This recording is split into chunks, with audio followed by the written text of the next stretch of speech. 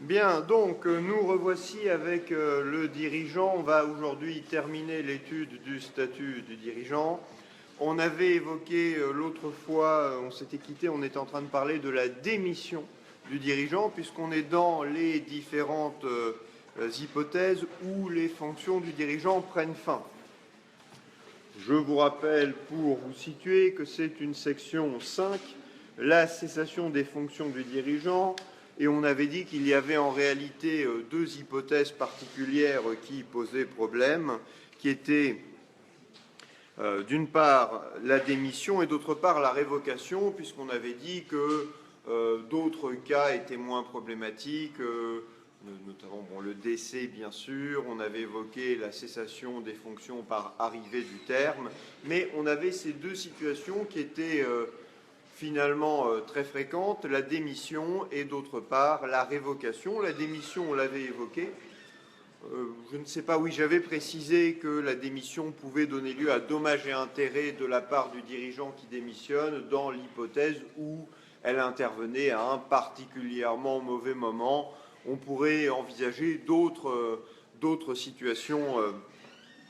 Je vois le temps que vous finissiez d'arriver, je vois un message ici d'un de mes collègues qui est Philippe Cossalter. Je vous le signale parce que c'est un des rares à tenter cette expérience de faire les cours en vidéo, en direct. Alors, il le fait pour du droit administratif, qui est forcément une matière, je le lui dis au passage, moins passionnante que le droit des sociétés. Mais voilà, je crois que si vous êtes ici et attendant un examen et une note de ma part, vous serez forcément d'accord avec moi. Mais voilà, quelqu'un ici pense que le droit administratif est bien plus intéressant que le droit des sociétés? Il y en a quand même, il y en a quand même deux qui osent répondre oui. Voilà, bon, je plaisante bien évidemment, c'est une matière passionnante et vous pouvez être deux sur quelques milliers à la trouver plus intéressante que le droit des sociétés. Mais bon, voilà, je vous signale ça, je redeviens sérieux, je vous signale cette initiative particulière. Voilà, initiative particulière qui est... il n'y a pas beaucoup de cours accessibles en ce moment de cette manière. Je trouve que c'est pas mal que d'autres enseignants tentent l'expérience. Bien, je reviens à donc notre dirigeant qui cesse ses fonctions et donc on va attaquer la question qui est la plus problématique en réalité, qui est la question de la révocation, c'est-à-dire l'hypothèse dans laquelle la société met fin aux fonctions du dirigeant alors que celui-ci ne le souhaite pas.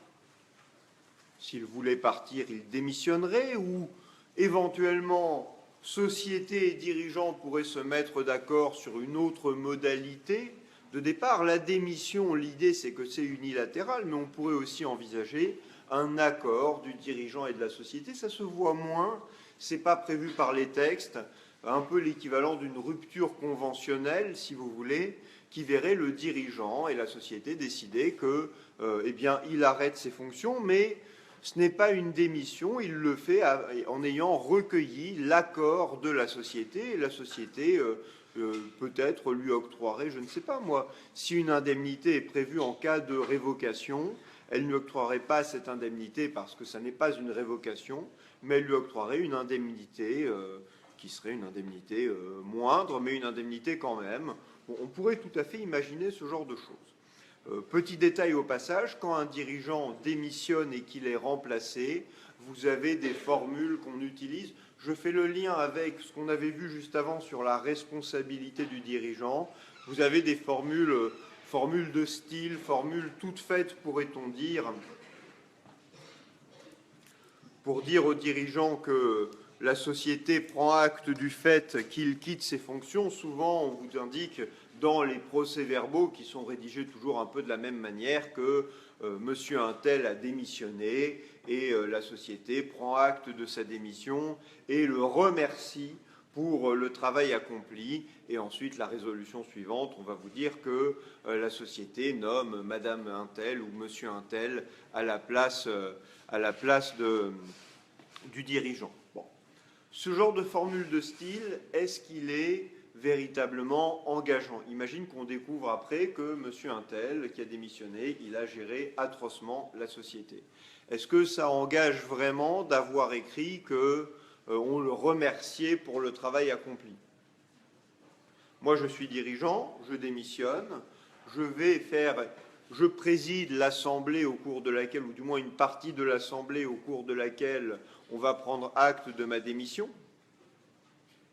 Peut-être, hein, si ça se trouve, j'ai démissionné, je suis vraiment parti, mais imaginons au moins que j'ai gardé assez d'influence sur la société pour m'arranger, pour que soit mis dans le procès-verbal quelques propos qui vont indiquer que vraiment on a été très content du travail que j'ai accompli. Donc on prend acte de ma démission et puis je fais écrire qu'on me regrettera pendant longtemps, que les associés indiquent n'avoir jamais vu autant d'ardeur dans le travail de direction. Bon, quelques mois après, on découvre qu'il y a plein de contrats qui n'ont pas été renouvelés, que j'ai très mal travaillé, qu'il y a des créances qui sont prescrites parce que j'ai oublié d'écrire de faire des assignations pour interrompre la prescription.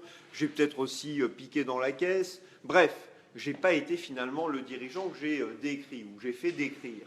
Mais est-ce que vous pensez que le fait d'avoir écrit ce genre de choses, voilà, quelqu'un dit ce n'est pas une clause obligeante de dire merci pour tout? Je ne sais pas.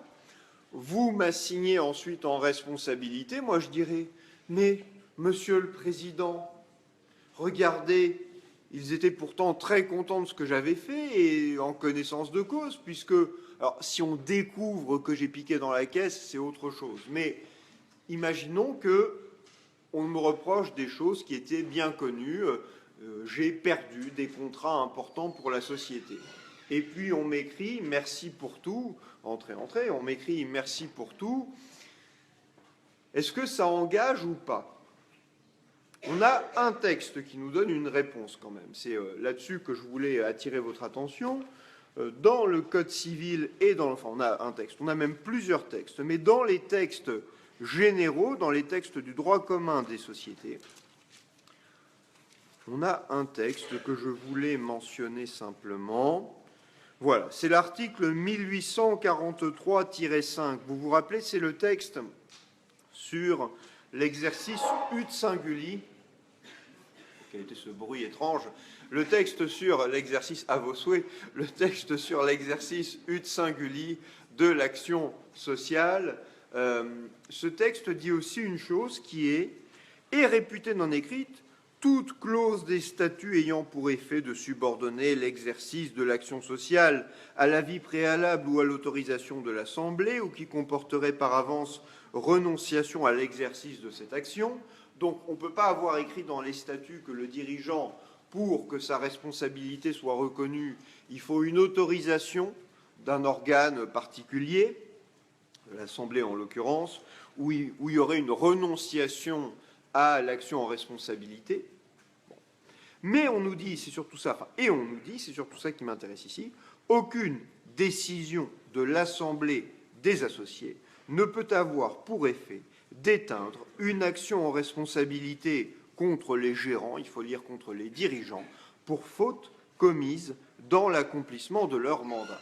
Et une observation intéressante qui est faite sur la page Facebook, Luc Atlan, donc responsable juridique dans la société Orange, dans le groupe Orange, nous écrit la chose suivante, il dit « Le quitus ne bloque pas l'action en responsabilité des actionnaires ». Et c'est ça, effectivement. Le texte n'emploie pas ce mot, mais c'est une institution assez mystérieuse sur laquelle on a assez peu écrit, la notion de quitus. Chaque année, quand on va approuver les comptes de l'exercice qui est déjà clos, de l'exercice passé, il y a une clause de style qui est qu'on va donner quitus aux dirigeants pour leur gestion. Et c'est à peu près ça qu'on va faire aussi quand on va prendre acte de la démission d'un dirigeant, on va lui donner quitus. Donner quitus, ça veut dire reconnaître que la gestion a été satisfaisante. C'est une phrase vraiment de style, au sens où tout le monde l'écrit de manière systématique. C'est comme on remercie de sa gestion le dirigeant. C'est très bien de le remercier de sa gestion, mais est-ce que c'est cohérent de remercier et 3 mois après d'envoyer une assignation demandant des centaines de milliers ou des millions d'euros pour une gestion qui était catastrophique. D'un côté, on a un texte qui nous dit que l'Assemblée ne peut pas renoncer, ne peut pas éteindre l'action en responsabilité. Bon, voilà. On éteint l'action, bon, on peut dire que c'est un terme un peu étrange, mais on comprend bien l'idée. Est-ce que, quand on remercie de sa gestion, ça vaut extinction de l'action en responsabilité? Non, a priori, remercier, ça ne change pas grand-chose, et de toutes les manières, on ne pourrait pas remercier et dire qu'on est satisfait et écrire qu'on n'agira pas en responsabilité. Il n'empêche que le juge qui sera saisi de l'action pourra toujours considérer que cela n'est pas très cohérent, et peut-être que même inconsciemment, il accordera moins de dommages-intérêts à la société s'il voit une société qui a remercié en connaissance de cause le dirigeant de sa gestion. Le juge, sans doute, violerait la loi en écrivant que, oui, la société a subi 300 000 euros de préjudice, mais comme elle a donné quitus, alors elle ne peut agir, ou alors elle ne peut agir que pour moins. Mais on peut se dire que la société qui aura dit « je suis satisfaite » et quelques mois après qui agit en responsabilité, eh bien, il pourra quand même inconsciemment, réduire le montant des dommages et intérêts. Est-ce que l'assurance du dirigeant peut le couvrir même après cessation des fonctions? Si l'assurance est correctement rédigée, elle continuera à courir après cessation des fonctions pour les faits qu'on découvrira, enfin pour les faits qui auront été commis pendant la durée des fonctions. Il y a une distinction qu'on verra ou que vous verrez à un moment donné, on la verra peut-être quand on étudiera les fusions, distinction entre obligation de couverture et de règlement. Ça vous dit quelque chose ou pas? Quand vous êtes une caution ou un assureur, vous avez une période pendant laquelle vous devez couvrir les faits qui apparaissent pendant cette période. Si je suis caution, je vais prendre cet exemple-là, je garantis que pendant 1 an, toute dette qui naît de votre part envers telle banque, je la garantis. Ça, c'est mon obligation de couverture. Elle dure 1 an. Si pendant la période d'1 an, il y a une dette qui naît et que vous ne la payez pas, je dois la payer à votre place. Et ça, c'est l'obligation de règlement. Donc l'obligation de couverture, on voit qu'elles sont liées parce que l'obligation de couverture, elle définit comment naît finalement l'obligation de règlement. Quand l'année qui était la période de couverture, l'obligation de couverture prend fin, il y a des dettes qui sont nées, qui sont des dettes que je dois garantir. Si vous ne les payez pas, je dois les régler, obligation de règlement. Et ça peut, si des dettes naissent avec ma garantie, peut-être que 3 ans après, je dois encore payer à votre place parce que je suis tenu de mon obligation de règlement. Votre assurance de responsabilité civile du dirigeant, l'assurance, on l'avait évoqué, assurance RCMS, responsabilité civile des mandataires sociaux, vous êtes dirigeant pendant 3 ans. Vous avez une obligation de couverture de votre assureur qui va couvrir les 3 ans où vous êtes dirigeant. Son obligation de couverture dure donc 3 ans. Pendant les 3 ans, vous avez signé des contrats, par exemple, et qui sont des contrats qui ne respectent pas des normes environnementales. Vous démissionnez, ou votre contrat s'arrête au bout des 3 ans. Vous n'êtes plus dirigeant. 6 mois plus tard, il y a une association environnementale qui va porter plainte contre la société, qui va se constituer partie civile. La société se fait condamner, c'est très mauvais pour son image. La société se retourne vers vous en disant « Mais vous, le dirigeant, vous avez très mal travaillé puisque vous avez fait des contrats qui ne respectaient absolument pas le code de l'environnement. J'engage votre responsabilité parce que j'ai subi un préjudice du fait de vos fautes. Vous n'êtes plus dirigeant. Est-ce que le fait de ne plus être dirigeant vous protège? Réponse non, parce qu'on est en train de vous demander de réparer un préjudice que vous avez causé quand vous étiez dirigeant. Le fait d'avoir démissionné ou que vos fonctions aient pris fin, ça ne vous empêche pas d'être toujours responsable. Et votre assurance responsabilité civile des mandataires sociaux, si elle est correctement rédigée, elle doit couvrir les fautes commises ou les faits dommageables commis pendant la période où vous étiez dirigeant, même si on vous demande réparation alors que vous n'êtes plus dirigeant. Donc, voilà, je crois avoir suffisamment répondu à cette question, mais il faut penser que démissionner de ses fonctions, est-ce que c'est quelque chose qui est sain? Est-ce que c'est quelque chose qui est correct de la part du dirigeant? C'est une question assez compliquée que je vous pose. La réponse, c'est pas oui-non. La réponse, c'est peut-être plus subtil que oui-non. Est-ce que démissionner, c'est un acte qui vous semble un acte sain ou un acte critiquable? Ça dépend des circonstances. Ça me semble la première chose à dire. Ça dépend des circonstances. Quand est-ce que ça serait une bonne chose de démissionner? Quand les relations avec la société sont mauvaises, effectivement, vous m'avez mis à la tête de votre société.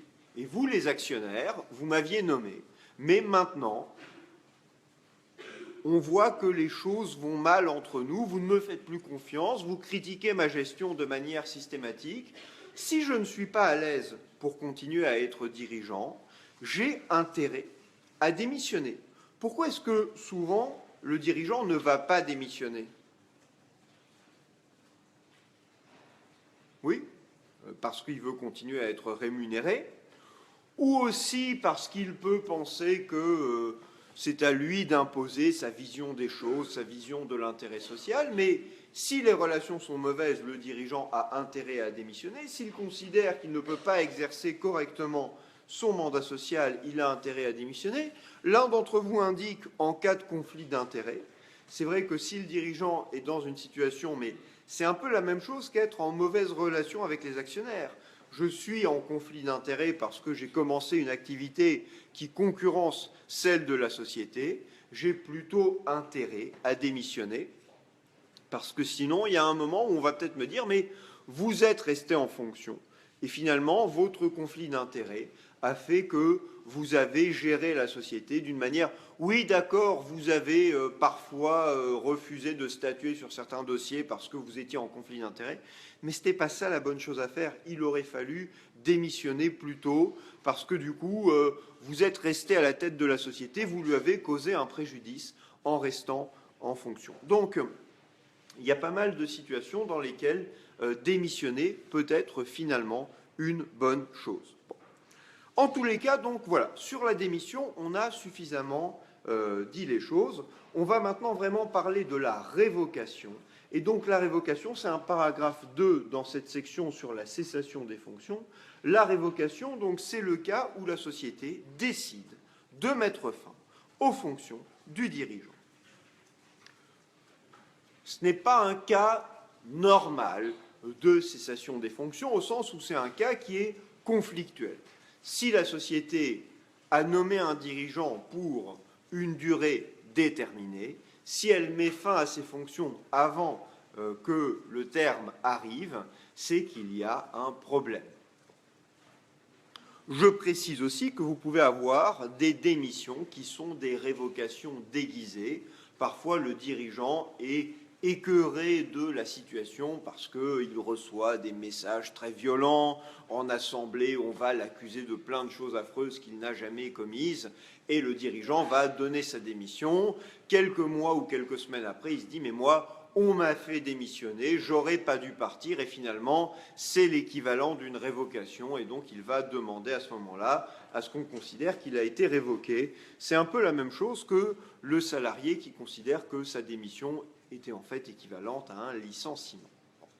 La révocation du dirigeant, grande différence avec le licenciement du salarié, elle est en principe plus facile à mettre en œuvre. Qu'est-ce que je veux dire par là quand je dis plus facile à mettre en œuvre? C'est que on n'a pas une protection aussi forte que celle du salarié. Mais vous allez me dire, mais si, parfois on entend parler de parachutes dorés et aucun salarié ou presque n'a droit à des sommes aussi importantes que celles que perçoit le dirigeant qui a un parachute doré.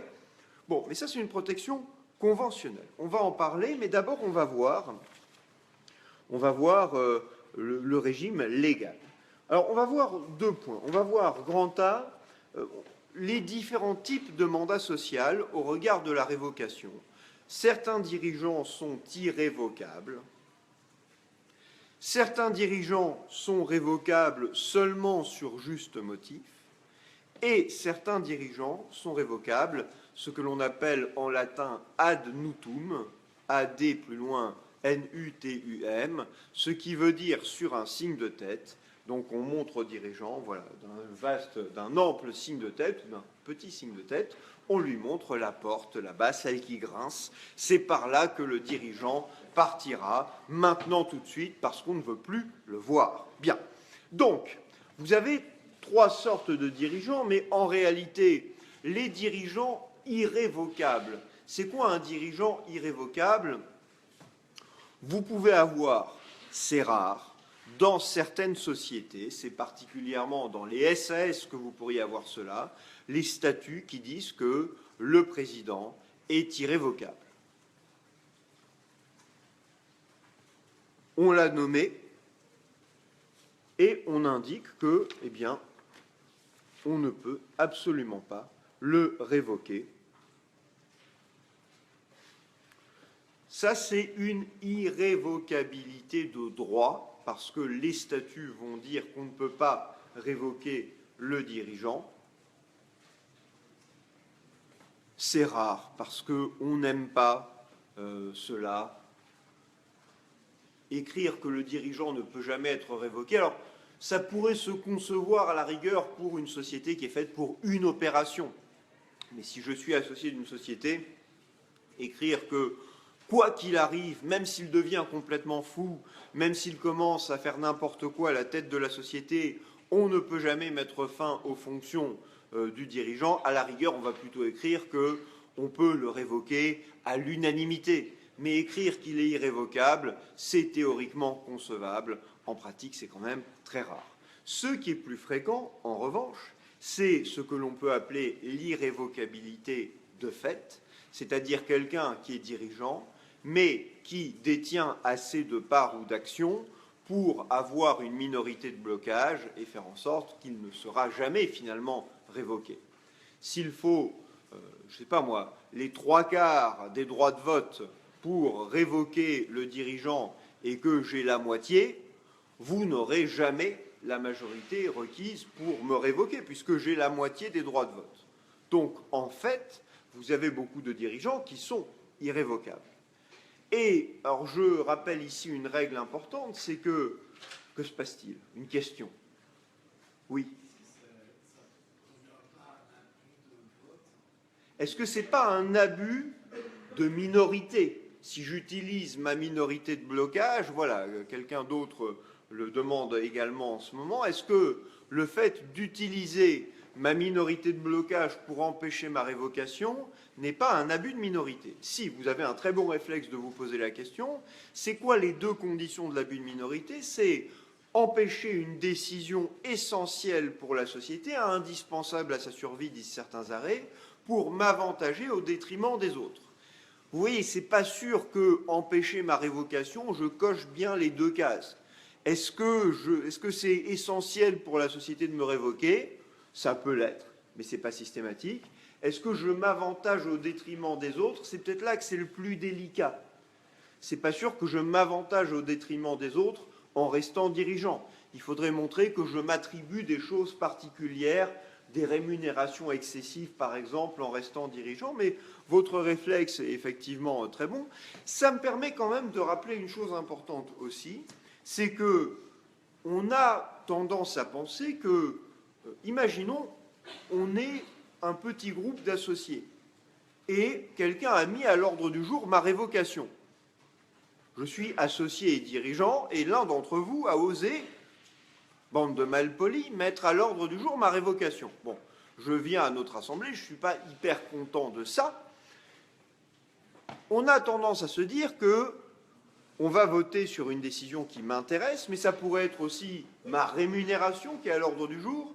Quelle pourrait être l'attitude correcte de la part du dirigeant? On va voter sur ma révocation, on va voter sur ma rémunération, peut-être sur mon indemnité de départ. Quelle pourrait être, qu'est-ce qu'on a envie d'imaginer comme étant l'attitude normale de l'associé dans cette situation, qui finalement est une situation de quoi? De conflit d'intérêts. Je dois voter comme associé sur ma révocation ou ma rémunération comme dirigeant. Donc je suis en conflit d'intérêts. La société a peut-être intérêt à baisser ma rémunération ou à me révoquer, et moi j'ai un intérêt personnel à ce que la décision soit ne pas me révoquer, ne pas baisser ma rémunération. Quelle pourrait être l'attitude à laquelle on pense assez facilement dans ce cas-là? Oui? Ne pas y aller, en tous les cas, ne pas voter. Je sors, non, voilà, vous allez parler de ma rémunération ou vous voulez me révoquer, mais moi, non, je ne peux pas en parler librement. Je ne vais pas être bon juge puisque me révoquer, voilà, donc je ne participe pas au vote. Voilà, donc ça se passe sans moi, je disparais de la scène. Et donc, vous pourriez, vous voyez tous les effets spéciaux qui assortissent la vidéo que vous pourrez revoir ou que vous découvrez en ce moment. Donc, l'idée, c'est quoi? L'idée, c'est quoi? C'est la réaction, et vous demandez ça à pas mal de chefs d'entreprise, à pas mal de dirigeants, ils vont vous dire, mais moi, quand il y a la décision sur ma rémunération, je ne vote pas, bien sûr. Et ils peuvent, quand vous leur dites, ah bon, vous ne votez pas, ils vont vous dire, mais enfin, monsieur le professeur, vous me prenez pour qui? Vous n'êtes pas du tout un raccord avec la bonne gestion des entreprises. Quand on est en conflit d'intérêts, on ne vote pas. Je veux bien que quand on est en conflit d'intérêts, si on le souhaite, on ne participe pas. Mais le droit ne prévoit pas ça, ou s'il le prévoit, c'est avec des règles spéciales, puisque la règle de principe, c'est quoi? C'est que quand on est associé, on a le droit de participer aux décisions collectives.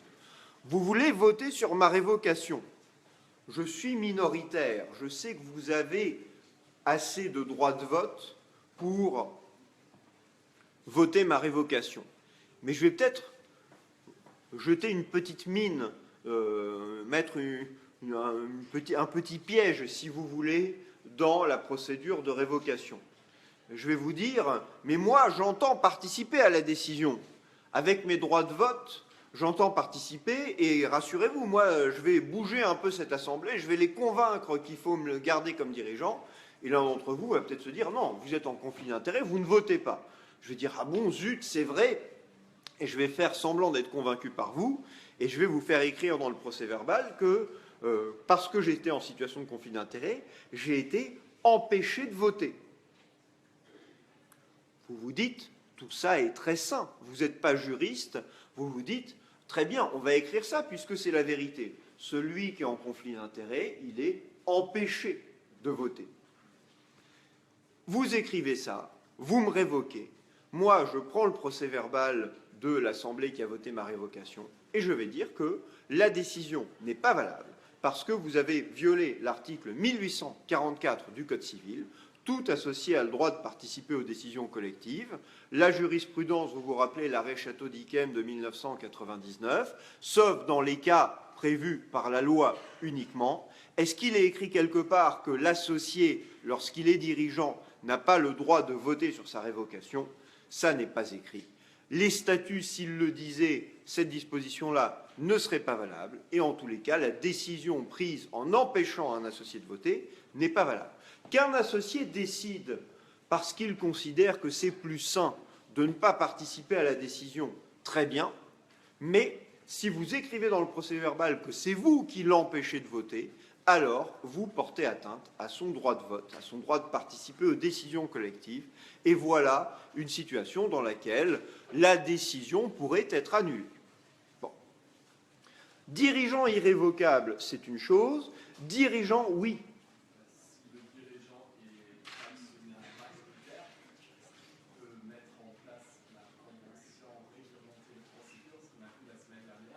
Si le dirigeant est actionnaire majoritaire, est-ce qu'il arrive à mettre en place une convention réglementée alors qu'il doit l'approuver, s'il est administrateur, alors qu'il doit l'autoriser? Le problème, c'est que dans cette situation, ça veut dire que c'est les autres. Là, la loi prévoit expressément pour les SA et également pour les SARL qu'il ne peut pas participer au vote. Ça veut dire que dans ce cas-là, ce sont les autres, les minoritaires éventuellement, qui vont être seuls juges de la Convention. Donc des fois, ça fait des situations un peu curieuses où finalement, ce sont les personnes qui sont les moins intéressées, qui ont le plus de pouvoir. Mais voilà, on a parfois la loi qui vous dit que vous ne pouvez pas participer au vote. Mais sinon, la règle, c'est que vous pouvez voter. Oui, quelqu'un commente « l'enfer, c'est les autres ». Oui, mais voilà. Société, ça veut bien dire qu'on se met ensemble. Donc, si vous ne voulez pas faire de société, vous faites une entreprise individuelle ou vous faites une EURL. Voilà, le mot U, ça veut dire unipersonnel, ou une SASU. Ce n'est pas toujours d'ailleurs le cas. Il y a aussi l'EARL. Donc, c'est l'exploitation agricole à responsabilité limitée. Et là, c'est un groupement du droit rural qui est l'équivalent d'une SARL, mais version agricole. Voilà. Mais une société, effectivement, on est plusieurs. Dirigeant ensuite révocable sur juste motif. Vous avez un certain nombre de dirigeants. C'est le cas particulièrement dans les sociétés de personnes. Dans les sociétés de personnes, le gérant est, en règle générale, révocable uniquement sur juste motif. Je suis en train de prendre le texte sur le gérant de la société civile.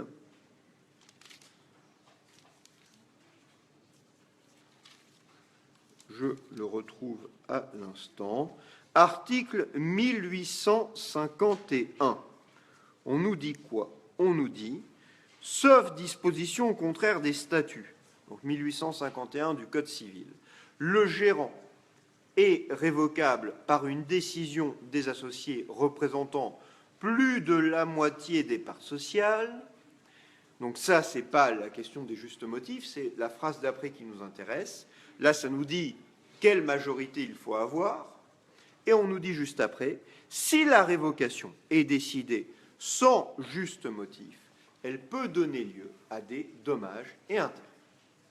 Donc, voilà un exemple de dirigeant qui, s'il est révoqué sans juste motif, eh bien, cela donne lieu à indemnisation du dirigeant.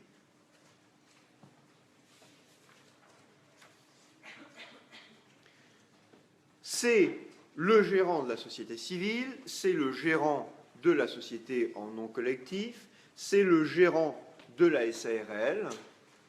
Après, pour les sociétés par action, c'est plus compliqué. Pour les sociétés par action, la loi prévoit que certains dirigeants de la société anonyme sont révocables sur juste motif. Si vous êtes directeur général non président dans la SA à conseil d'administration, ou si vous êtes directeur général délégué, alors vous êtes révocable sur juste motif. Mais si vous êtes en même temps directeur général et président, vous êtes révocable ad nutum, j'y viens tout à l'heure. Voilà. Les membres du directoire sont également révocables sur juste motif. Donc vous avez, ça c'est dans la société anonyme, société par action simplifiée, la réponse c'est il faut regarder les statuts. Les statuts peuvent décider que le dirigeant est révocable, que le président, que le directeur général, que le dirigeant, quel qu'il soit de la SAS, est révocable sur juste motif. Là, c'est les statuts qui le disent, ou ils peuvent dire qu'il est révocable librement, sans juste motif. Tous ces dirigeants qui sont révocables sur juste motif. On va voir ce que c'est qu'un juste motif, mais il faut comprendre que, en règle générale, si on n'a pas de juste motif, la révocation, elle est quand même efficace, elle est quand même valable, au sens où elle prend effet. Le dirigeant n'a plus son mandat social, simplement, il a droit à des dommages-intérêts. Pourquoi est-ce qu'on a prévu ça? Et pourquoi on n'a pas dit, à peine de nullité, la révocation doit intervenir sur juste motif? Les statuts d'une SAS pourraient dire ça, pourraient dire que si on n'a pas les justes motifs, alors, si on n'a pas un juste motif, alors la révocation est nulle. Mais la loi ne le fait jamais, et pourquoi est-ce qu'on n'a pas vraiment intérêt à le faire dans les statuts de notre société?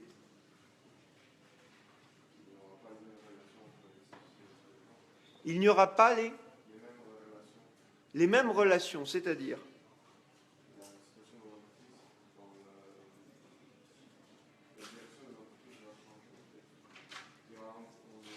Alors, ce que vous voulez dire, c'est que on veut changer la direction de l'entreprise, donc on veut faire partir le dirigeant, et donc on doit avoir le droit de le faire.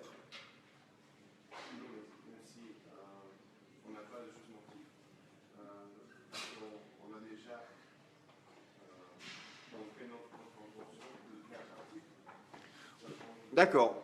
Une fois qu'on veut faire partir le dirigeant, c'est un peu ce que je disais quand même, c'est on a le droit de le faire partir, même si on n'a pas de juste motif. Ce qui est plus important, c'est le droit de mettre fin au mandat du dirigeant. Mais imaginons, enfin, qu'est-ce qui pourrait se passer si on le révoque sans juste motif? Oui? Peut-être pour la sécurité juridique, parce que sinon les tiers devraient faire des recherches s'il y avait un juste motif, et ça c'est difficile à savoir. C'est pas, oui, c'est effectivement, c'est pas bête de dire ça. Vous pourriez avoir un dirigeant qui a été révoqué, il a été révoqué sans juste motif, et peut-être qu'en réalité, il va revenir, sa révocation est peut-être nulle, et du coup, il a peut-être un droit à revenir, et donc les tiers pourraient avoir un doute sur qui est finalement le vrai dirigeant. C'est pas absurde. Mais l'idée, c'est aussi quand même que, voilà, même si on n'a pas formalisé un juste motif, si vous réintégrez un dirigeant dans ses fonctions, déjà c'est pas bon pour la société que le dirigeant parte et puis revienne. Donc déjà c'est pas une bonne chose. Et puis il y a quand même l'idée que même si on n'a pas de juste motif, c'est un peu ce que vous disiez monsieur, les associés ont la priorité, on va dire, et la société, par la voie des associés, a la priorité pour faire partir le dirigeant. On peut concevoir que, s'il n'y a pas de juste motif, qu'on lui verse une somme d'argent. Mais qu'on le réintègre, ça va trop loin, parce que le droit du dirigeant à rester dirigeant, il n'est pas si fort que ça. C'est pour ça qu'on n'a pas, ou très peu, de dirigeants irrévocables en droit. On peut admettre des dommages-intérêts quand on le fait partir dans des conditions irrégulières, mais le remettre en place, le remettre à la tête de la société alors qu'on avait une décision des associés pour le faire partir avec la majorité requise, on ne veut pas aller jusque-là. Voilà. Et si vous êtes dirigeant, que vous êtes révoqué, si vous arrivez à faire contester la décision de révocation, vous allez rarement demander l'annulation de la décision parce que ce n'est pas très utile. Voilà, on va vous rendre votre mandat social, vous arrivez à nouveau à la tête de la société, vous savez que dès que possible, on va trouver des situations pour vous révoquer, on va mettre des pièges entre guillemets, on va faire en sorte de produire le juste motif. Alors, c'est quoi le juste motif de révocation? On n'a pas de définition. L'un d'entre vous posait la question, on n'a pas de définition dans la loi. On n'a pas de définition dans la loi, on a des illustrations assez nombreuses en jurisprudence. Alors, vous l'avez par exemple beaucoup en matière de SARL. Vous trouvez beaucoup de jurisprudence sous l'article L223. Le texte sur la révocation, c'est 25, si je ne m'abuse. Voilà, L223-25. Et donc, vous avez un certain nombre d'illustrations. En jurisprudence, par exemple, c'est la mésentente. La mésentente entre le dirigeant et les associés, eh bien, ça, c'est un juste motif de révocation. Oui ?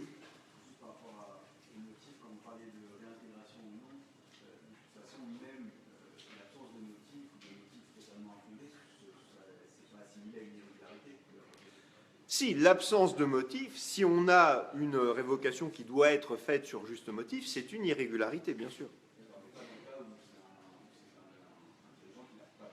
Voilà, si on est dans une révocation ad nutum, là par contre, effectivement, on n'a pas, voilà, il n'y a pas de motif à démontrer.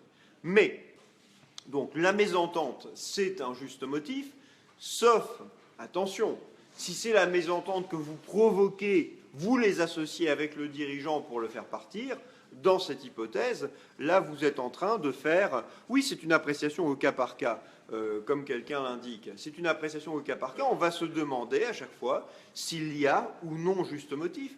Comment ça va se passer en pratique? Le dirigeant est révoqué, on met fin à ses fonctions, et puis il va assigner la société en disant « moi, j'ai été révoqué sans juste motif », et là, lui va démontrer qu'il n'y a pas de juste motif, la société va dire « mais si, regardez, on a des procès-verbaux d'Assemblée générale qui montrent qu'il y avait une mésentente, on n'était pas d'accord avec lui sur la manière dont il devait gérer la société. » Bon, la mésentente, si elle compromet l'intérêt de la société, c'est un juste motif de révocation.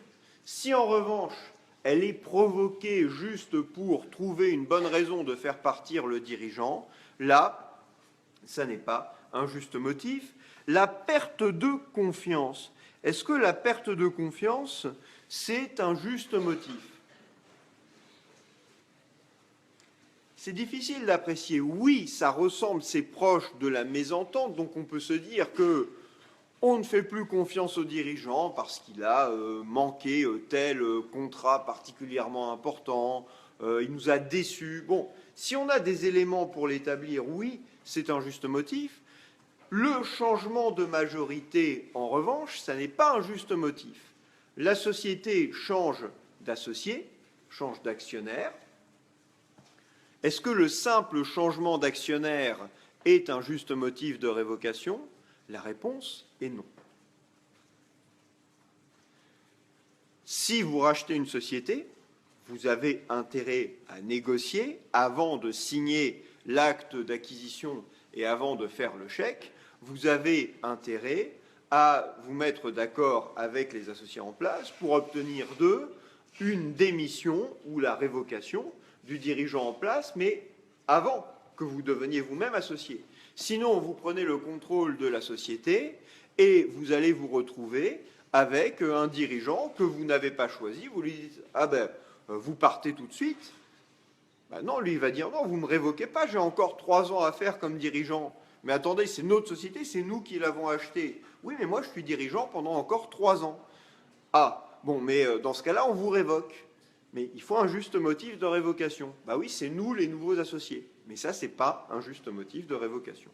Bon, vous avez un certain nombre d'illustrations en jurisprudence, des choses comme le fait que le dirigeant, bien sûr, soit malhonnête, le fait que le dirigeant ait une gestion qui ne respecte pas les règles légales, le fait que le dirigeant commette des fautes de gestion, ça fait partie des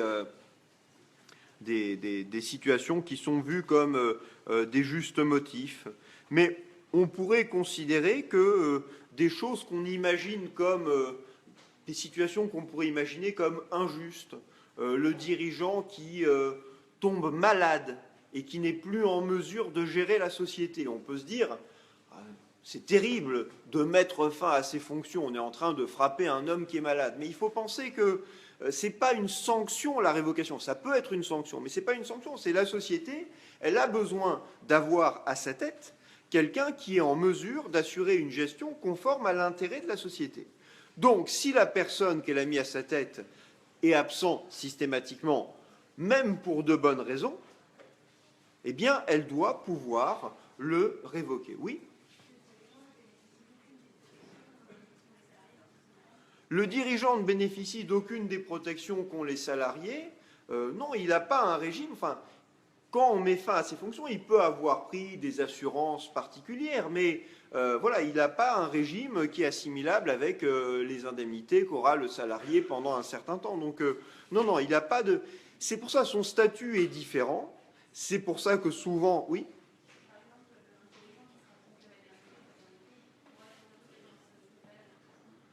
un dirigeant qui serait en congé maternité ou paternité, mais il n'y a pas véritablement de statut. Enfin, la société pourrait avoir mis en place un système de ce type, mais voilà, c'est le dirigeant, il a son mandat social, la loi ne vous prévoit pas de suspension particulière, c'est à lui de faire en sorte, s'il veut prendre un congé de ce type-là, bon, il doit se mettre d'accord avec la société, mais après, on est dans des zones qui sont des zones de... C'est un mandat avec... Enfin, oui, c'est un mandat à ce titre-là, et du coup avec une certaine instabilité. Dans le mandat du Code civil, on vous dit qu'on peut mettre fin au mandat si on n'a plus confiance dans le mandataire. Ça peut se retrouver ici. Si la société se met d'accord avec son dirigeant, elle peut le laisser partir quelques semaines, quelques mois. Mais ne pas diriger la société pendant quelques semaines, quelques mois, c'est assez peu concevable. Donc, juste motif, c'est la jurisprudence qui va nous donner effectivement des illustrations de ce qu'est le juste motif de révocation. Bon. Quand on n'a pas de juste motif, on a droit à des dommages et intérêts. Les dommages et intérêts, ils vont être fonction du préjudice causé par la révocation injustifiée. Vous m'avez révoqué sans juste motif. Bon, il va falloir démontrer le préjudice que l'on subit.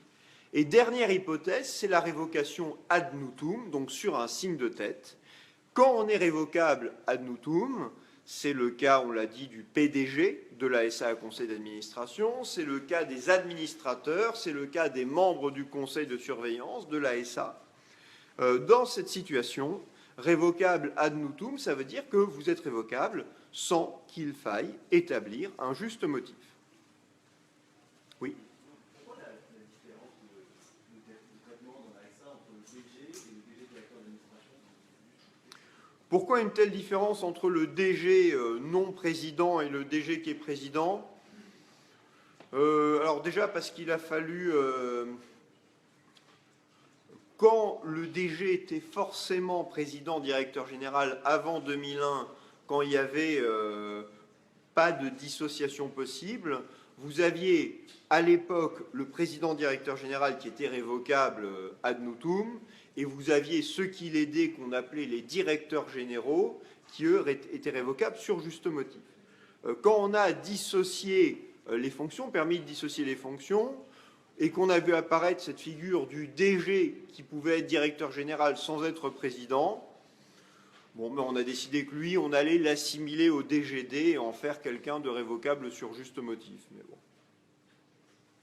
Voilà, il n'y a pas de, j'ai pas d'explication autre que cela. En tous les cas, donc, révocable ad nutum, ça veut dire que vous n'avez pas à rapporter la preuve d'un juste motif. On peut dire simplement qu'on révoque le dirigeant. Mais on va voir que dans la pratique, les choses sont assez différentes. Parce que, et après avoir vu ces trois figures du dirigeant irrévocable, révocable sur juste motif ou révocable ad nutum, on va voir les principes communs de la révocation. Et il y a quelques points à voir ensemble. Le premier point, c'est que on ne doit pas commettre de faute lorsqu'on révoque le dirigeant. On ne doit pas commettre de faute.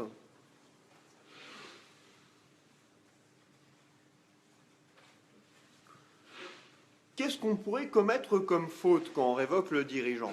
Par exemple, vous vous rendez à l'Assemblée, vous êtes dirigeant, on va vous révoquer, et oh tiens, des affiches ont été installées, de nouvelles affiches dans les couloirs du siège social. Ah mais tiens, c'est ma photo.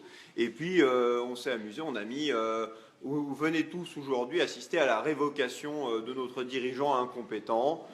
Bon, alors déjà c'est une faute parce que dire ça publiquement alors que c'est peut-être discutable, bon, si je suis vraiment incompétent ça va, mais si je suis pas incompétent ou pas complètement incompétent, c'est de la diffamation. Annoncer la révocation avant qu'elle ait été vraiment décidée, ça c'est quelque chose qui n'est pas correct, c'est pas régulier de faire ça. On peut considérer que c'est une faute parce qu'on annonce quelque chose qui n'existe pas encore, mais ça veut dire aussi que ça menace la validité de la décision parce qu'on a l'impression que du coup qu'elle est déjà prise par avance, ou je ne sais pas, on va publier dans la presse, une fois que j'ai été révoqué, heureusement qu'on s'est débarrassé de notre dirigeant, il avait tous les défauts, et puis voilà, voilà. Ce genre de choses, une publicité excessive donnée à une révocation, c'est quelque chose qui est une faute. Révocation de manière vexatoire. Oui, si c'est fait avec une brutalité qui est inutile, des termes qui sont trop forts, le dirigeant qui est révoqué, généralement, c'est pour ça qu'on a pas mal de contentieux avec des dirigeants révoqués. Le dirigeant qui est révoqué, il va avoir... bon, il part, il y a peut-être d'autres sociétés qui vont vouloir qu'il soit leur dirigeant, mais il a peut-être rien à perdre à faire une action en responsabilité. Donc, il va faire un contentieux, et ce contentieux, eh bien, vous allez avoir... il va relever des motifs pour caractériser le fait que sa révocation était vexatoire. Ces motifs, ça va être quoi, par exemple? Ça va être le fait qu'à l'Assemblée, on lui a dit qu'il était incompétent. Et ça l'a blessé. Alors, est-ce qu'il était incompétent ou pas? Il va y avoir un débat, les avocats vont plaider devant le juge, l'avocat du dirigeant va dire que non, il était très compétent, et puis plein de salariés, peut-être des associés, vont témoigner de ça, et puis en face, on va dire, mais non, regardez, il nous a fait perdre le contrat un tel, et puis on a une attestation du client, par exemple, qui va dire, il est arrivé en retard à tel rendez-vous particulièrement important. Ça va être un peu comme ce qu'on rencontre en matière de droit du travail. Donc, voilà, vous avez, en cas de faute dans la révocation, la société ou les associés engagent leur responsabilité. En principe, c'est la société qui engage sa responsabilité. Ça va être les associés lorsque les associés commettent une faute qui est séparable de leur prérogative d'associé. On avait vu ça quand on avait étudié les obligations de l'associé. C'est un cas d'engagement de sa responsabilité, de leur responsabilité. Donc, quand on commet des fautes dans la révocation, on engage la responsabilité de la société, la plupart du temps, et également des associés. Ça, c'est l'application du droit commun de la responsabilité civile. Si, dans l'exercice d'un droit, vous commettez des fautes, vous engagez votre responsabilité.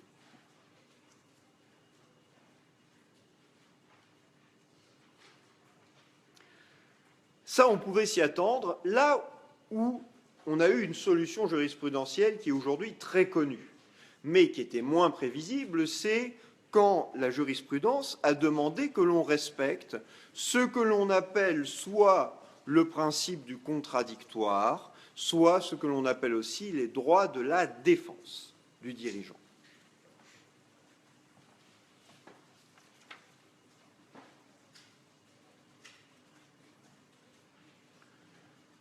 Les textes ne le demandent pas, qu'on respecte ces principes particuliers. Les juges sont venus nous dire qu'il fallait, lorsque l'on révoquait le dirigeant, respecter quoi? Respecter, alors, les juges par déformation professionnelle, si l'on peut dire. On parlait de principe du contradictoire ou de droit de la défense. L'idée, c'est que le dirigeant doit pouvoir présenter les arguments qui s'opposent à sa révocation.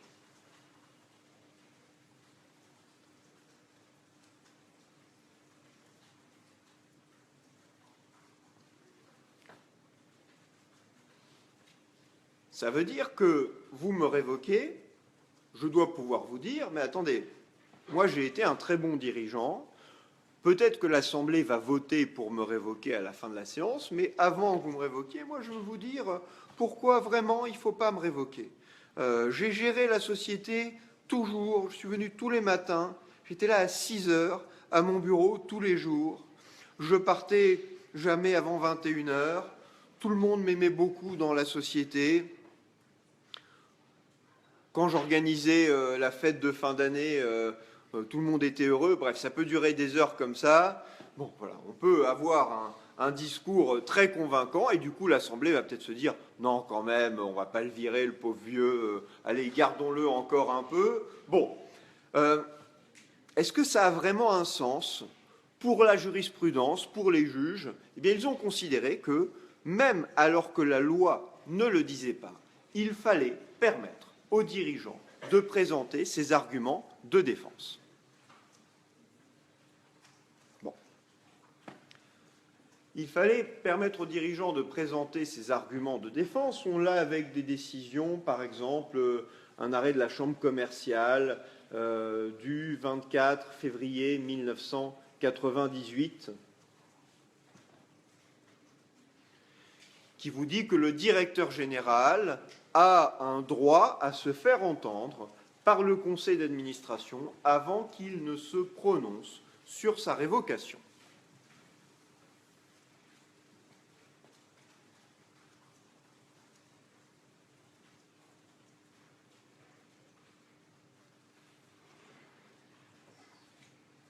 Ça a été critiqué, cette solution. Ça a été critiqué parce que certains ont dit, c'est notamment mon collègue François-Xavier Lucas, qui avait écrit un article assez virulent là-dessus, en disant que ça n'a pas de sens parce que finalement, c'est les juges qui vont chercher ce principe du contradictoire dans leurs habitudes de procédure civile. C'est vrai que le juge est habitué à faire respecter... C'est quoi le principe du contradictoire en procédure civile ?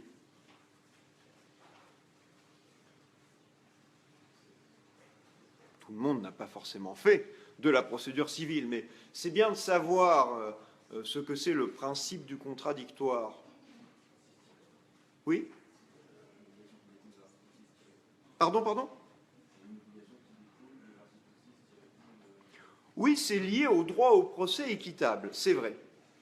C'est le fait, écrit l'une d'entre vous, de transmettre à l'autre partie ses arguments pour préparer sa défense. C'est un peu plus large que ça. Non, d'ailleurs, c'est pas de transmettre à l'autre partie. Dites donc, qu'est-ce que vous me faites lire là?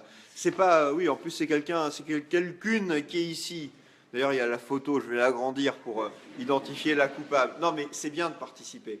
Mais c'est pas le fait de transmettre à l'autre partie ses arguments pour préparer sa défense. C'est pas je vais vous dire ce que je vais soutenir, comme ça vous pourrez me démonter devant le juge. Non, c'est pas tout à fait ça. C'est le fait que quand le juge statue sur un litige, chaque partie a présenté ses arguments qui ont pu être discutés par l'autre partie, et cela devant le juge. Donc, chaque argument qui est présenté devant le juge peut faire l'objet, devant le juge, d'une discussion de la part de l'autre partie. Ça veut dire que l'on ne fait pas quoi? Ça veut dire qu'il n'y a pas des arguments qui seraient communiqués au juge par une partie sans que l'autre partie discute. Et ça veut dire aussi qu'il n'y a pas d'arguments. Des fois, les juges peuvent se faire attraper comme ça, peuvent se voir faire annuler leur décision. Le juge qui va se dire, par exemple, moi j'ai écouté les arguments des parties, mais ces avocats, ils ne sont pas très intelligents parce que moi j'ai pensé à un argument beaucoup plus convaincant pour faire triompher l'une des parties. Et cet argument, je le mets dans ma décision. Et voilà, j'ai une décision qui, en droit, est parfaitement bien rendue, parce que moi, j'ai mis l'argument que personne n'avait vu. Si le juge fait ça, il porte atteinte au principe du contradictoire, et sa décision peut être cassée, censurée, etc. Parce que le juge, s'il veut introduire un argument dans le litige, la Cour de cassation, vous l'avez parfois dans les arrêts de la Cour de cassation, on vous dit que, après argument qui a été soumis aux parties, et soumis à la discussion des parties, s'il y a un argument que la Cour de cassation estime important pour la cause qui n'a pas été invoqué par les parties et qu'elle veut voir invoqué par les parties, elle va le soumettre à leur discussion. Et donc là, les parties vont... Enfin, déjà, c'est toujours un peu gênant pour... sauf à ce que l'argument soit vraiment inattendu. Une partie peut se dire « mon avocat n'est pas très fort parce que c'est les juges qui doivent l'aider à trouver les arguments pour me faire triompher ». Mais voilà, donc ce principe du contradictoire, c'est le fait que tous les arguments sont discutés devant le juge par les deux parties. Donc, si on dit ça pour le dirigeant, ça veut dire vous ne révoquez pas le dirigeant sans que l'on ait discuté devant l'organe compétent, devant le, entre guillemets, juge de la révocation, les différents arguments qui justifieraient de le conserver en place, de le garder à ses fonctions.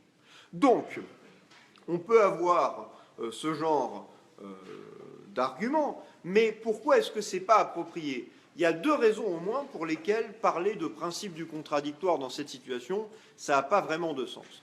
Première raison, on n'est pas devant un juge, on n'est pas devant un tiers impartial. L'organe de la société qui révoque le dirigeant, ce n'est pas un organe qui a l'obligation d'être impartial.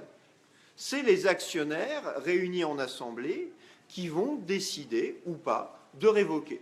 Mais ils n'ont pas à être impartiaux. Premier argument qui fait que ce n'est pas approprié de parler de principe du contradictoire. On n'est pas devant le juge. Et on pourrait dire, si la décision est contestée, on ira devant le vrai juge et lui respectera et fera respecter le principe du contradictoire. Et puis l'autre argument qui fait qu'on peut se dire, c'est peut-être un peu absurde à la rigueur de parler de principe du contradictoire. Imaginons un dirigeant qui est révocable ad nutum. Donc il est révocable sans motif. Il n'y a pas besoin d'établir des motifs. Et là, les juges nous disent, il faut que le dirigeant puisse discuter sa révocation et les motifs de sa révocation. Donc on oblige à une discussion, alors que nous, société, nous les actionnaires, on n'est pas obligés de donner de justes motifs. C'est un peu absurde. Là où on peut se demander jusqu'où ça va aller, parce que si on commence à parler de principe du contradictoire, au départ la jurisprudence a dit, et pendant longtemps c'est resté sa position, que ça voulait dire que le dirigeant devait pouvoir exposer les motifs pour lesquels il fallait le conserver à son poste. Mais vous avez des arrêts de la Cour de cassation qui vont un peu plus loin en disant que vous avez un arrêt particulièrement que j'avais commenté, qui est un arrêt de la Chambre commerciale de la Cour de cassation du 14 mai 2013, qui va vous dire que le devoir de loyauté qui pèse sur la société lorsqu'elle révoque son dirigeant, déjà, c'est assez inquiétant. Parler de devoir de loyauté dans la révocation, on ouvre un peu la porte, parce que devoir de loyauté, c'est une notion qui n'est pas définie. Donc on va pouvoir m'ajouter un tas de choses dans le devoir de loyauté. Et donc, cet arrêt, qui est un arrêt important, vous parle de devoir de loyauté et vous dit que ce devoir de loyauté obligeait la société à communiquer aux dirigeants les motifs de sa révocation.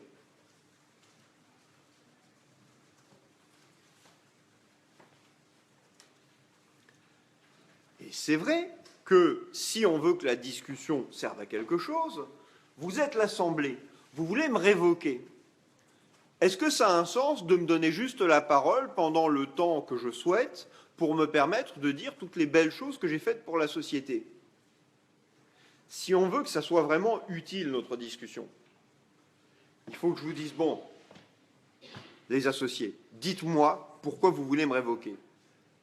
Expliquez-moi vos critiques et on va en discuter et je vais vous dire pourquoi vos critiques sont infondées. C'est quoi? C'est le fait que j'ai jamais révoqué, j'ai jamais licencié tel salarié et vous considérez que c'est un danger pour la société. Mais moi, je vais vous dire pourquoi on l'a conservé, cette personne. On l'a conservée parce qu'elle avait un lien très fort avec plusieurs des clients historiques de la société. Et là, alors que vous étiez tous furieux après moi parce que je n'avais jamais osé licencier cette personne, et c'est elle qui met une très mauvaise ambiance dans la société, vous allez vous dire « Ah, mais alors, il a bien agi !» Et puis quoi? On n'a pas fait un bénéfice comme vous l'attendiez l'année passée. Mais je vais vous expliquer pourquoi. C'est parce qu'on a eu une année difficile, parce que, oui, il y a les motifs que vous connaissez, mais il y en a d'autres que vous ne connaissiez pas. Donc, si on veut avoir une vraie discussion, il faut que vous me donniez les motifs à l'avance, et moi, je vais vous donner des réponses qui seront des réponses appropriées. Donc, si on veut vraiment que ça soit utile, il faut mettre en place une discussion. Mais, et c'est là qu'on se dit, à un moment, non, il faut que ça s'arrête, parce que si on veut que ça soit vraiment utile, il faut me donner vos motifs avec un certain délai, pour que je puisse préparer ma défense. Déjà, on n'est pas très à l'aise avec ça, parce qu'on sait que dans certaines sociétés, dans les sociétés anonymes par exemple, on vous dit que la révocation peut être prononcée même quand elle n'est pas à l'ordre du jour. Parce que vous avez une notion assez ancienne qui fonde cette idée. On appelait ça la théorie dite des incidents de séance.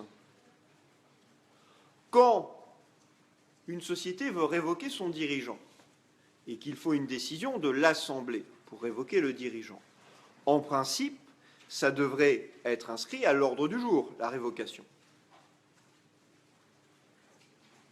Qui inscrit la révocation à l'ordre du jour? Celui qui définit l'ordre du jour, qui est généralement le dirigeant. Donc, le problème qu'on a, c'est que le dirigeant ne va pas être très volontaire pour dire « Bon, la prochaine assemblée, on va parler de ma révocation, d'accord hein? Et puis, préparez-vous parce que moi, je vais me défendre. » Bon, donc, pour éviter cela, on a d'abord, la jurisprudence, admis que si en cours d'assemblée, alors même qu'on n'avait pas mis à l'ordre du jour la révocation, apparaissait le besoin de révoquer le dirigeant, alors c'était possible de discuter séance tenante de cette question. Et puis ça a été consacré par des textes, article L225-105 du Code de commerce pour la société anonyme, où on nous dit que l'ordre du jour est arrêté, etc. On nous dit que l'Assemblée ne peut délibérer sur une question qui n'est pas inscrite à l'ordre du jour. Néanmoins, elle peut, en toutes circonstances, révoquer un ou plusieurs administrateurs ou membres du conseil de surveillance et procéder à leur remplacement. Bon. Donc, on a été même plus loin que la théorie des incidents de séance, L225-105. On n'a même pas besoin d'inscrire à l'ordre du jour la révocation des administrateurs ou des membres du conseil de surveillance. Bien. Donc, vous comprenez que si on peut révoquer à aussi bref délai, on n'est même pas prévenu dans la convocation à l'Assemblée. Est-ce que ça a un sens de dire qu'il faut organiser toute cette discussion et communiquer à l'avance aux dirigeants les motifs envisagés de sa révocation? C'est quand même assez compliqué. L'une d'entre vous posait la question, est-ce que des clauses pourraient, dans les statuts par exemple, écarter le principe du contradictoire? Pas sûr, parce que c'est les juges qui ont considéré que c'était important. Ils voient sans doute cela comme étant d'ordre public. Je ne suis pas sûr que les statuts puissent écarter le principe du contradictoire.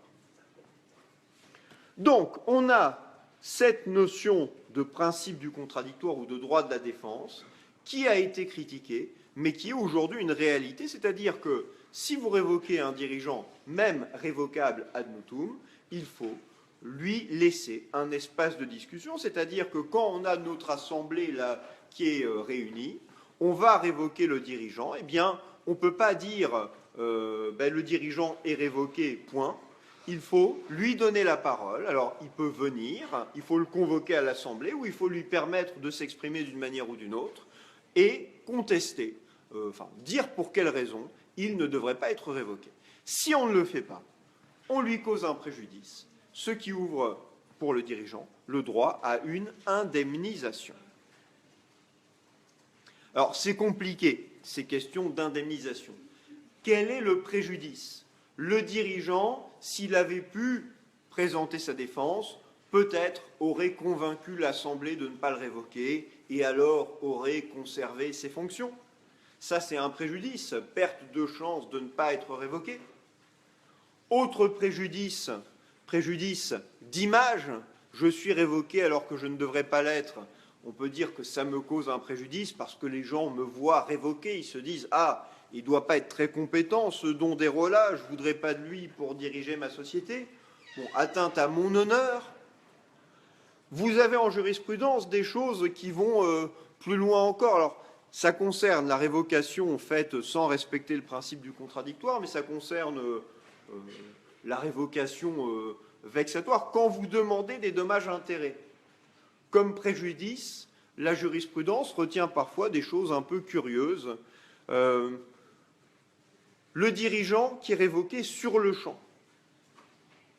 On va lui dire, monsieur, je vous prends vous, voilà, pour mon exemple, vous avez posé tout à l'heure une question très impertinente, c'est un juste motif de révocation ici, donc vous êtes révoqué, vous partez maintenant, vous devez rendre les clés de votre bureau de dirigeant. Est-ce qu'on ose faire ça ou pas? Ou est-ce que vous pensez que c'est too much?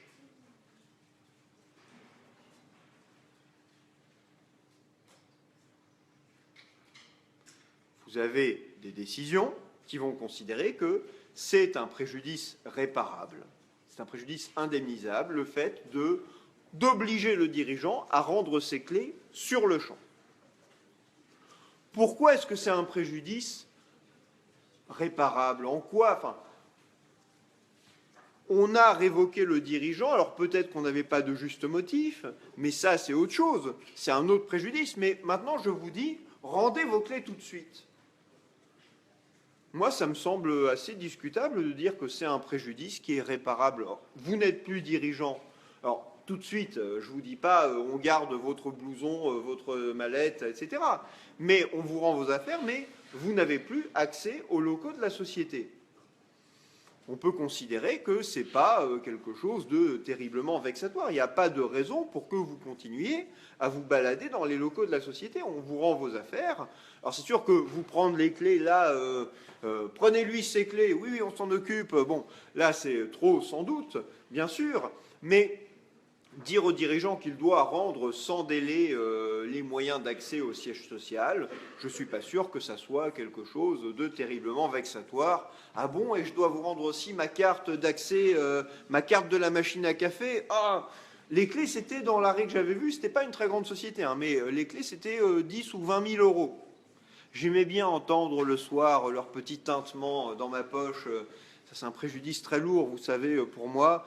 La clé de la machine à café, enfin ma carte machine à café, ça aussi, ça me fait mal. Je ne pourrais plus boire tous les matins ce délicieux café. C'est bien 15 000 euros de préjudice, ça. Vous voulez quoi? Le téléphone de la société, bon, le voilà, mais je ne pourrais plus jouer à Candy Crush, auquel tout le monde m'invite, mais je ne sais pas en quoi ça consiste. Bref, voilà, on peut imaginer toute une liste de préjudices improbables qui vont être présentés au juge. Alors, un moyen pour le juge, ça pourrait être de dire le préjudice existe, mais il est symbolique. Donc voilà, 1 euro, 1 euro, 1 euro. Bon, 20 000 euros ou 10 000 euros, ça ne me semble pas si symbolique que ça. Révocation, donc, sanction par dédommage-intérêt. On peut avoir aussi, ça sera mon dernier point sur la révocation, on peut avoir aussi des conventions d'indemnisation. On en a déjà un peu parlé. Ce sont les fameux parachutes dorés.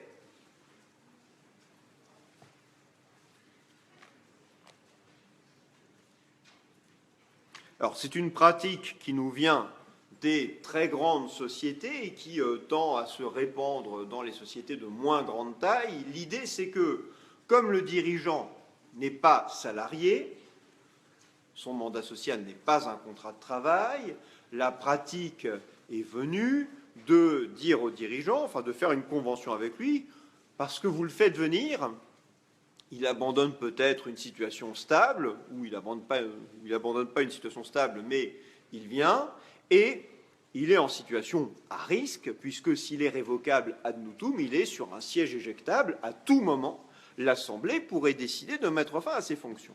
Donc les dirigeants ont commencé à... Enfin, je pense que ça venait d'eux. Je ne suis pas sûr que des actionnaires un jour aient dit « pour le garder, engageons-nous à lui verser 10 millions d'euros le jour où on met fin à ses fonctions ». La pratique est venue de consentir au dirigeant un accord qui lui garantit de percevoir 1 an, 2 ans de rémunération si jamais on met fin à ses fonctions. Cela a donné lieu, je ne vous l'apprends pas, à des abus.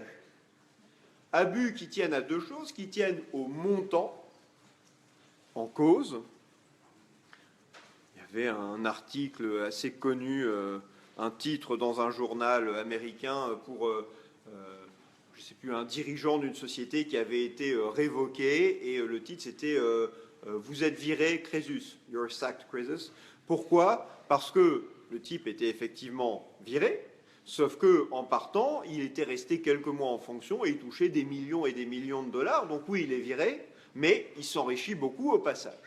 Donc, montant très important dans les grandes sociétés, et puis aussi, il y a un côté paradoxal qui est qu'on fait partir quelqu'un parce qu'a priori il ne satisfait pas la société et on lui fait un très beau cadeau au moment où il part, puisque c'est des montants, quand j'indique 1 an, 2 ans de rémunération, parfois ça peut être plus, et voilà, 2 ans de rémunération du dirigeant d'une très grande entreprise, ça fait des sommes qui sont des sommes très importantes. Donc, notre législateur a progressivement réagi.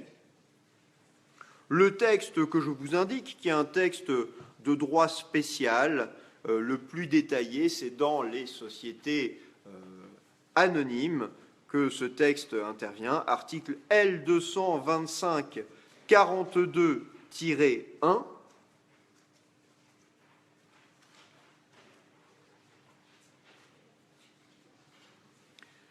Alors, ça ne vise que certaines sociétés. Dans les sociétés dont les titres sont admis aux négociations sur un marché réglementé, donc dans les sociétés cotées, les engagements pris au bénéfice des dirigeants par la société ou par une société qui la contrôle ou qui est contrôlée, et correspondant à des éléments de rémunération, je raccourcis un peu le texte, dus ou susceptibles d'être dus, à raison de la cessation ou du changement de ses fonctions, et là, vont s'appliquer un certain nombre de règles, notamment, on va leur appliquer la procédure des conventions réglementées, c'est une première chose.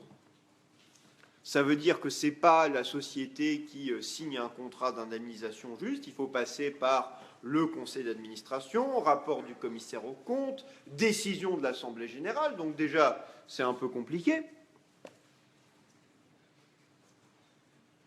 Et puis, ça, c'était un ajout important qui a été fait en 2007. En 2007, on vous dit, sont interdits les éléments de rémunération qui, je simplifie là encore, dont le bénéfice n'est pas subordonné au respect de conditions liées aux performances du bénéficiaire. Donc, on est venu vous dire que le parachute doré ne fonctionnait que si le bénéficiaire respecter des conditions de performance. Ça veut dire quoi? Que on vous nomme dirigeant et on prévoit dans votre... Alors c'est la loi TEPA qui n'est pas de 2005 qui est de 2007, mais une loi de 2005 avait posé les premières bases en ce domaine. Mais la performance, c'est bien 2007. Loi TEPA, qui est une loi du 21 août 2007. On vous recrute comme dirigeant dans une société cotée. On vous recrute comme dirigeant, on prévoit les conditions dans lesquelles, éventuellement, vous partirez. Et on va prévoir que si votre mandat prend fin, vous aurez droit à une indemnité de 2 millions d'euros, par exemple, mais pour la percevoir, il faudra que, par exemple, la société ait fait un résultat bénéficiaire pendant les 2 derniers exercices. Ou que son chiffre d'affaires, alors ça sera généralement beaucoup plus subtil que ça, mais que son chiffre d'affaires ait connu une progression de X% pendant telle période. Voilà. Donc, si vous montrez que la société a réalisé la performance qui était prévue, alors vous aurez droit à votre parachute doré, parce que l'idée, c'est que si la société va mal, on ne trouve pas normal que le dirigeant perçoive des sommes importante alors qu'on est en train de le révoquer. Normalement, ça ne devrait pas arriver. Si la société va très bien, on va garder le dirigeant. Et donc, si on le révoque, c'est peut-être pour des raisons qui ne sont pas bonnes. Et là, on se dit, eh bien, c'est normal dans ce cas-là qu'il perçoive le parachute doré qui a été prévu à son bénéfice. On a terminé sur la révocation des dirigeants. J'avais dit que je ferais un point sur la question des nullités. On ne va pas faire de chapitre entier sur les nullités, mais avant de terminer, on doit encore voir une section sur la société sans dirigeant. Vous avez été quelques-uns à me poser des questions à la fin des cours sur les nullités. moi, je ne considère pas utile, parce qu'on n'a pas non plus un temps qui est extensible à l'infini, de faire un chapitre entier là-dessus. On ne va pas faire un chapitre entier là-dessus. Quelques minutes simplement sur les nullités en matière de société. Donc je sais que certains d'entre vous sont très attentifs au plan. C'est une incidente sur... voilà, vous faites un petit encadré. Oui, c'est vous, monsieur, que je vise, vous l'avez bien compris. Vous faites un petit encadré... Mais non, voilà, vous avez raison l'autre fois de me rappeler que voilà, on ne savait plus où on en était. Donc c'est bien de voir que vous suivez. Donc les nullités en matière de société, qu'est-ce qu'il faut savoir? C'est horrible. C'est assez imprécis. Bon, le droit des sociétés n'aime pas les nullités. Non, c'est pas si horrible. La phrase c'est les nullités sont odieuses. C'est un auteur qui s'appelle Solon, S-O-L-O-N, et qui avait cette phrase qui était les nullités sont odieuses. Elles le sont d'autant plus en matière de société. Parce que quand vous faites un contrat et que le contrat est nul, les parties au contrat sont gênées parce qu'elles croyaient avoir un contrat, elles n'en ont pas. Bon. Quand la nullité touche une société, si c'est la société elle-même qui est nulle, c'est un peu la catastrophe parce que tout ce qu'elle a fait, tous les contrats qu'elle a elle-même passés, toutes les décisions qu'elle a elle-même prises, sont vraisemblablement nuls. Donc, le droit des sociétés est particulièrement allergique aux nullités.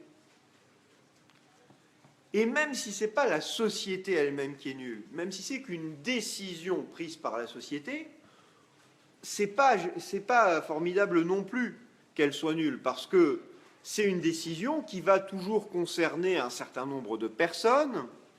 Des tiers vont peut-être se fonder sur cette décision.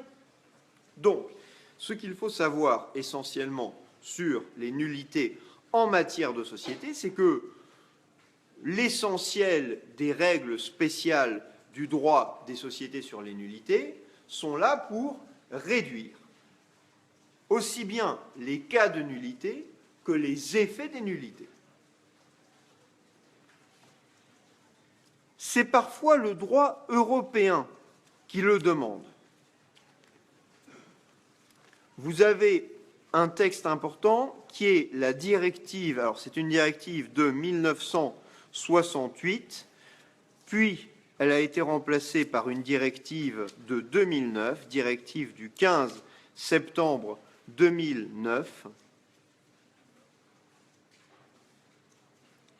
qui va dire qu'une société n'est nulle que dans certains cas très précis. Dans votre Code des sociétés, le texte important, article 12 de cette directive, est reproduit sous l'article L235-1. On avait déjà parlé de ce texte parce que c'est notamment le texte qui vous dit que la société est nulle en cas d'illicéité de son objet social, et la Cour de justice de l'Union européenne, dans l'arrêt Marleasing, avait jugé qu'il fallait apprécier l'objet social au regard de la lettre des statuts et pas de l'activité de l'objet social réel de la société. Donc ça, c'est à rattacher à ce courant qui réduit au maximum les nullités. Comment est-ce qu'on limite précisément ces nullités? Première chose, en limitant les cas de nullité. Et illustration avec l'article L235-1, mais on ne va pas voir cela maintenant, sans qu'on en fasse un chapitre. Je vous parlerai encore une dizaine de minutes sur les nullités, parce que voilà, il faut juste vérifier que les choses sont vues clairement sur cette notion.